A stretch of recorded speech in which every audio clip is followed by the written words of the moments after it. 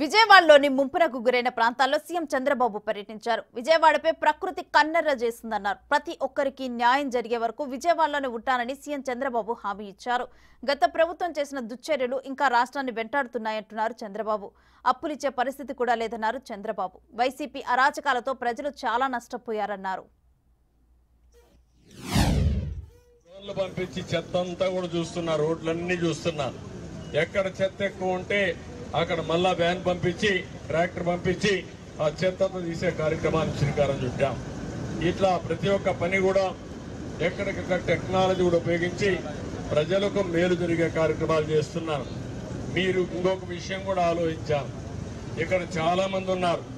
మీరు కొంతమందికి ఇప్పుడు అర్థం కాదు, నేను చెప్పేది మీరు కూడా అర్థం చేసుకోవాలి. రాబోయే రోజుల్లో పని చేసే దాంట్లో కూడా మార్పులు వస్తున్నాయి. ఆ విషయం మీరు గుర్తుపెట్టుకోవాలి. ఎందుకు వస్తున్నాయంటే మనకు ఫ్లెక్సిబిలిటీ, నాకు సమయం ఉన్నప్పుడే నేను పని చేస్తా, అవతలకి అవసరమైనప్పుడే పనికి పిలుస్తారు. ఈ రెండు మ్యాచింగ్ వచ్చేస్తా ఉంది. ఒక డ్రైవర్ 3 గంటల పని చేస్తాడు, ఆయనకి ఏ టైం ఉంటే 2 గంటల పని చేస్తాడు కాదు, ఆ టైంలోనే ఆయన వెళ్తాడు, లేకపోతే వేరే టైంలో ఆయన వెళ్ళడు. ఒక ఆయనకు ఒకే టైంలో పని ఉంటుంది, అప్పుడు ఆయన ఎవరిని కావాలో ఆయన పిలుచుకుంటాడు. అదే జరగబోతుంది.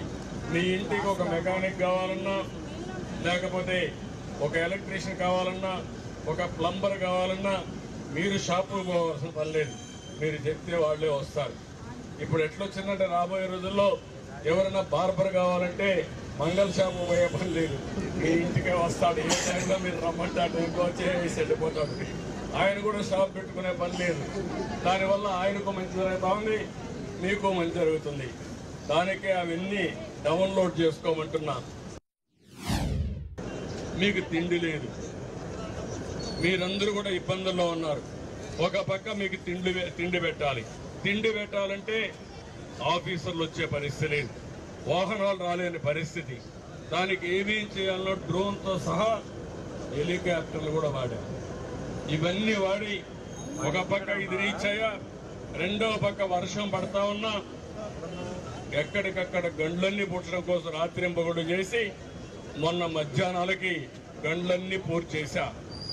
అదే మరిగా మీరు చూస్తే ఇంటింటికి ఫుడ్ పంపించడమే కాకుండా వైద్యం కూడా 3000 వెహికల్స్ పనిచేశాయి విజయవాడ సిటీలో.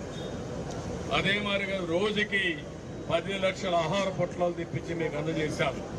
కొంతమంది ఆహార పొట్లాలు తినలేరంటే నేను మళ్ళీ ఆలోచించి బిస్కెట్స్ పంపించా, మీ అందరికీ అరటి పండ్లు పంపించా, నిన్న మొన్న బ్రెడ్ పంపించా. నిన్న ఈ రోజు నుంచి మీకు అనవసరంగా మీరు ఇబ్బంది పడుతున్నారని ఇంటింటికి మనిషికి ఒక ఎగ్గు కూడా పంపించమని ఆదేశాలు ఇచ్చాను. అంటే నేను ఎందుకు చేస్తున్నానంటే ఇవన్నీ మీరు కష్టాల్లో ఉన్నప్పుడు కనీసం మీకు ఒక శక్తినివ్వాలి, ఒక భరోసానివ్వాలి. నేను డబ్బుల గురించి ఆలోచించడంలో మిమ్మల్ని గురించి ఆలోచిస్తున్నా, మానవత్వంతో ఆలోచిస్తున్నా. చివరి వరకు చివరి వ్యక్తికి న్యాయం జరిగే వరకు నేను ఇక్కడ ఉంటా, మీకు న్యాయం చేస్తానని చెప్పి కూడా నేను మీకు తెలియజేస్తున్నాను. రేషన్ ఈ రోజు అయిపోతుంది, క్లీనింగ్ కూడా అయిపోతుంది. గోదావరి నుంచి అవుతుంది. కాబట్టి నేను అడిగేది ఒకటే మిమ్మల్ని అందరినీ, నేను ఈ విజయవాడ ఒక పైలట్ గా తీసుకుంటా. మీకు తీవ్రమైనటువంటి అన్యాయం జరిగింది, ప్రకృతి మీ పట్ల చిన్న చూపు చూస్తుంది, పాలకుల పాపాలు మీకు శాపాలుగా మారాయి. కానీ ధైర్యంగా ఉండండి, నేను చెప్పింది అర్థం చేసుకోండి, నాకు సహకరించండి. నా కోసరం కాదు, మీకోసరం, ఈ రాష్ట్రం కోసరం అని మరొక్కసారి తెలియజేసుకుంటూ చేస్తాను.